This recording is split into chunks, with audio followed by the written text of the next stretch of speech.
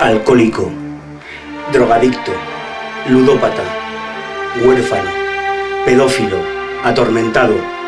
Todas estas cosas fue Edgar Allan Poe, y sobre todo ello se ha construido su leyenda negra.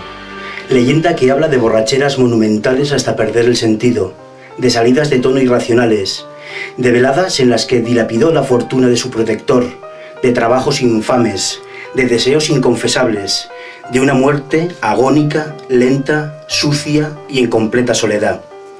Este despojo humano fue Edgar Allan Poe, pero también fue mucho más. Poe fue el inventor del relato corto moderno, el precursor de las novelas policíacas, un crítico lúcido, el poeta del desencanto y, por encima de todo esto, el escritor que sentó las bases definitivas de la literatura de miedo. Probablemente la mayoría de los elementos que asociamos a la literatura de terror actual vienen de él. El miedo a lo desconocido, la oscuridad, las sombras, lo intangible, lo inexplicable, el ser humano pérfido, malvado. La locura, la obsesión son temas recurrentes en su obra y que después multitud de autores han copiado, retratado o bebido una vez que Poe los puso en circulación. Vista desde el siglo XXI, la literatura de Poe nos puede parecer ingenua, pero siempre hay que situarla en su contexto. Poe nació en 1809, en Boston. Toda su carrera literaria se desarrolló en la primera mitad del siglo XIX. Su prematura muerte, con 40 años, dejó un legado de escritos enorme. Su obra es amplia, extensa y abarca poesía, cuento, novela, crítica literaria, ensayo, artículos periodísticos, prácticamente todo lo imaginable. Poe fue un escritor meticuloso que utilizó la vía de la literatura para plasmar todos los fantasmas que llevaba en su interior. A modo de semblanza diremos que se quedó huérfano de niño. Su padre huyó de casa y su madre murió de tuberculosis cuando Poe contaba con 1 año de edad.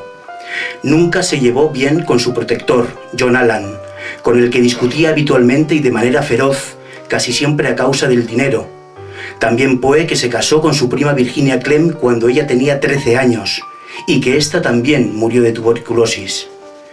Poe falleció joven, y como en alguno de sus mejores cuentos, la causa exacta de su muerte nunca fue aclarada.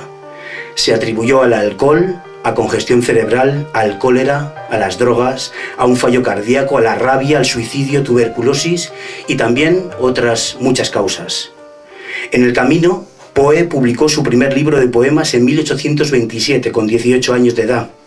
Pero no fue hasta casi 20 años después, en 1845, cuando su obra El Cuervo, un gran poema, le hizo el célebre. A contracorriente de la época quiso vivir de lo que escribía, de ahí que se arruinara una y otra vez. Fue dando tumbos de un periódico a otro, quiso ser militar, pero le expulsaron de la Academia de West Point a causa de sus problemas con el alcohol. Mal que bien logró, con la ayuda de algunos protectores, ir publicando sus escritos, la mayoría de ellos en periódicos, y así lograr cierta fama.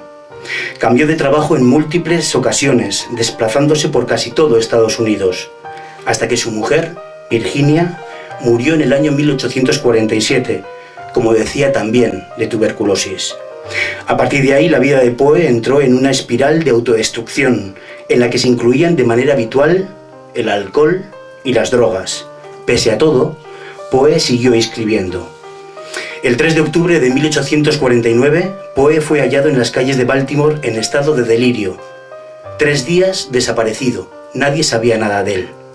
Fue trasladado al Washington College Hospital, donde murió el domingo 7 de octubre de ese mismo año a las 5 de la madrugada. En ningún momento fue capaz de explicar cómo había llegado a dicha situación, ni por qué, por ejemplo, llevaba ropas que no eran suyas. La trascendencia literaria de Edgar Allan Poe es enorme. Autores como Cortázar, Borges, Baudelaire, Dostoyevsky o Kafka admitieron sentirse inspirados por su obra. Dio consistencia al cuento, al relato como método narrativo eficaz. Inventó todos los elementos que hacen de la literatura de terror lo que hoy en día es. Fue un crítico feroz pero tremendamente acertado. Dejó seña en el mundo periodístico con su forma de narrar. Ideó los parámetros de la novela detectivesca y publicó varios ensayos que todavía hoy son de referencia.